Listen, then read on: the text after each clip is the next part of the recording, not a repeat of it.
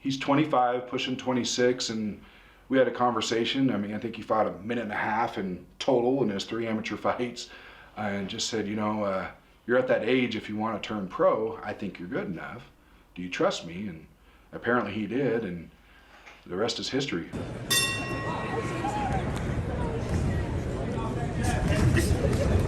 I've never wavered with Devontae. I've said since day one he's gonna wear a belt. And I know Wenatchee's not a big boxing community, but it will be. He's gonna turn heads. He will be a champion. He's that good. As a fighter, I mean, naturally you have some confidence, but I don't know if he thought that he was gonna be future world champ like we were telling him since day one. I mean, I just call him champ. I don't even call him Devontae. I just call him champ. And I think, well, now I know he believes it too. He's seen the progression. He's been there with some good guys, and he believes it as well, which is the most important thing. Because I can believe it all I want, but he's got to believe it. It means everything, honestly. Not just from them, but my family, my girlfriend, Chauncey. He actually told me, because I texted Mickey, I was like, I did horrible when we went and sparred last weekend.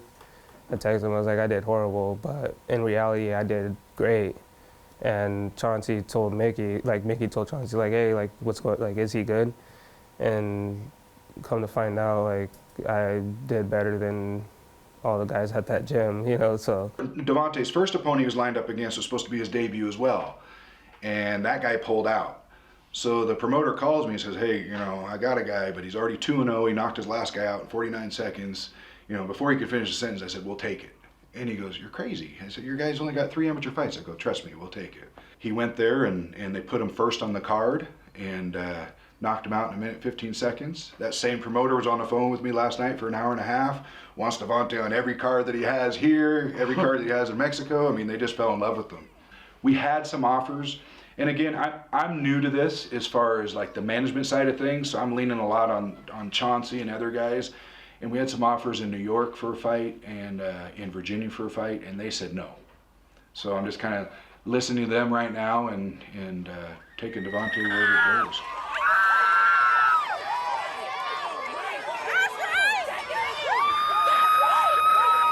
I was under the impression, let's fight all the undefeated guys and move them up the ranks immediately, right? They said no, and really it's a business. The guy that he was matched up with in Virginia was 5-0, Devontae?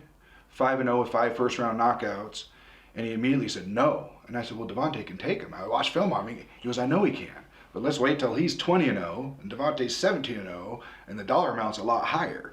I was like, oh, okay. You know, I wasn't thinking that way.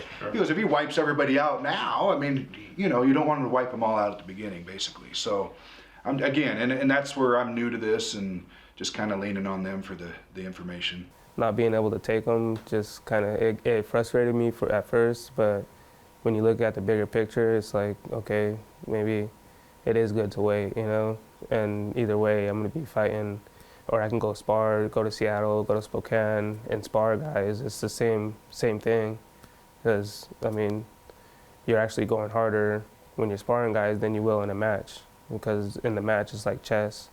And then when you're sparring, you're just working on things. The Chauncey Welliver guy that I mentioned, he said, I didn't know what to believe. You know, you told me he was good, this and that, but now seeing him in his fight, because Chauncey helped us corner as well. We had him help us corner. And then he hosted the sparring last week, and he goes, that kid's going to be a champion. He goes, you literally have a champion. I go, I know.